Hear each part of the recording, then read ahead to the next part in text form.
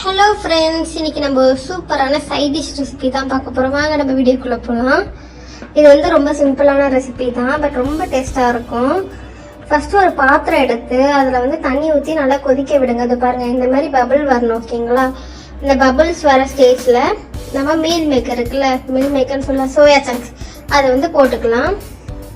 போட்டுட்டு அது ஒரு 2 to 3 மினிட்ஸ் தான் விடணும். விட்ட உடனே அதை ஆஃப் பண்ணிடணும். ஓகேங்களா? இப்போ ஒரு கடாய் எடுத்துக்கோங்க.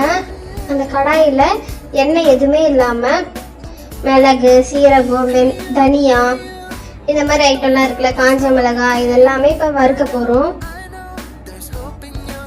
நல்லா ஸ்மெல் வர அளவுக்கு வறுத்துக்கணும். இது கூட சினமன் சேர்த்துக்கோங்க, கொஞ்சமாக பட்டை. இது எல்லாத்தையும் வறுத்து கலர் செஞ்சாச்சு. இந்த ஸ்டேஜில் எடுத்து ஒரு ஓரமாக மாற்றி வச்சிருங்க ஒரு பாத்திரத்தில். இப்போ ஒரு கடாய் எடுத்துக்கோங்க. அதில் எண்ணெய் ஊற்றிக்கோங்க. எண்ணெய் ஊற்றிட்டு அந்த எண்ணெய் காஞ்ச உடனே அதில் என்ன பண்ண போகிறோம்னா சீரகம் சேர்க்க போகிறோம். இப்போ எண்ணெய் காஞ்சதுக்கப்புறம் இந்த மாதிரி பொரியலாம் இந்த மாதிரி இருக்கப்போ சீரகம் சேர்க்கணும். இது கூடவே வெங்காயம், பொடியாக நறுக்கின வெங்காயம் சேர்த்துக்கோங்க. வெங்காயம் நல்லா வதங்கணும். வெங்காயம் வதங்கிறதுக்குள்ளே நம்ம வந்து ரெடி பண்ணி வச்சிருக்கோம்ல, அந்த தனியாக இதெல்லாம் வறுத்து வச்சிருக்கோம்ல, அதை வந்து ஒரு மிக்ஸி ஜாருக்கு மாற்றி அரைச்சி எடுத்துக்கோங்க. அரைச்சி எடுத்து உரமா வச்சுக்கோங்க. இப்போ வெங்காயம் வதங்கின உடனே அதில் இஞ்சி பூண்டு பேஸ்ட் ஆட் பண்ணிக்கோங்க. கொஞ்சமாக அதை ஆட் பண்ணிவிட்டு அதை நல்லா வதக்குங்க. இஞ்சி பூண்டு பேஸ்ட் ஸ்மெல் போகணும், கொஞ்சம் ரா ஸ்மெல் இருக்குல்ல, அது போகணும். அது கூடவே மஞ்சத்தூள் சேர்த்துக்கோங்க. கொஞ்சமாக மஞ்சத்தூள் வந்து கொஞ்சமாக சேர்த்துக்கோங்க. சில்லி பவுடர் சேர்த்துக்கோங்க.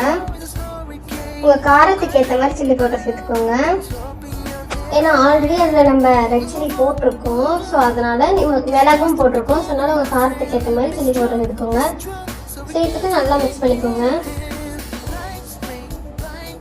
இப்போ வந்து நம்ம ஊற வச்சுருக்கோம்ல மீல் மேக்கர், அந்த மீல் மேக்கரை ஊற வச்சதை எடுத்து நல்லா வடிகட்டி அதுக்கப்புறம் இதில் சேர்த்துக்கோங்க. தண்ணி எதுவும் இருக்கக்கூடாது அதில். இப்போ என்ன பண்ணோன்னா நம்ம அரைச்சி வச்சுருக்கல பொடி, அந்த பொடி அப்படியே மேலே போட்டுக்கோங்க. போட்டுட்டு நல்லா மிக்ஸ் பண்ணுங்க. இது ஒரு வாட்டி ட்ரை பண்ணி பாருங்கள், ரொம்ப டேஸ்ட்டாக இருக்கும். எல்லாத்துக்கூடவும் சைட் டிஷ்ஷாக வச்சு சாப்பிட்டீங்கன்னா ரொம்ப நல்லா இருக்கும். எல்லாத்துக்கூடவும் கரெக்டாக செட் ஆகிடும். சப்பாத்தி கூட வச்சு சாப்பிட்லாம், நம்ம ரைஸ் கூட இது கூட வச்சு சாப்பிட்லாம், ரொம்ப நல்லாயிருக்கும். இப்போ இதில் கடைசியாக உப்பு ஆட் பண்ணிக்கோங்க.